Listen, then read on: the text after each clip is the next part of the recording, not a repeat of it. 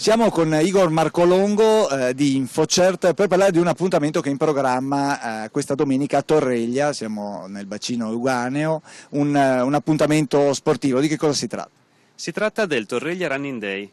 Torreglia Running Day è una marcia su 3 percorsi da 6, 12 e 18 km nello splendida cornice del nostro anfiteatro naturale che sono i Colli Euganei, unita a una corsa competitiva, una gara FIDAL all'interno del circuito Padova Corre su strada in percorso pianeggiante di 8,4 km.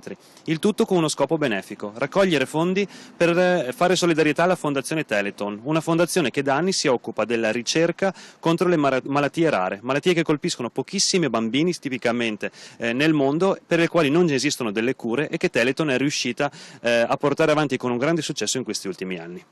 Ecco, come è nata l'idea e che ruolo ha InfoCert in tutto questo?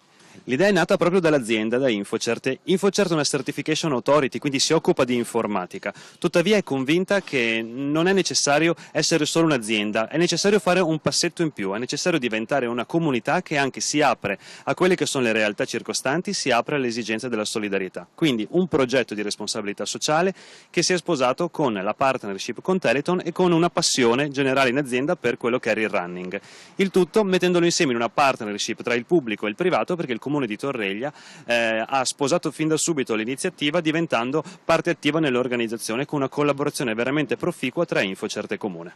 Bene, ricordiamo allora nuovamente l'appuntamento. L'appuntamento è domenica 21 settembre, alle 8 puntuali la partenza, quindi prima dalla Piazza Mercato sarà possibile iscriversi a questo grande appuntamento di solidarietà per la Fondazione Telethon.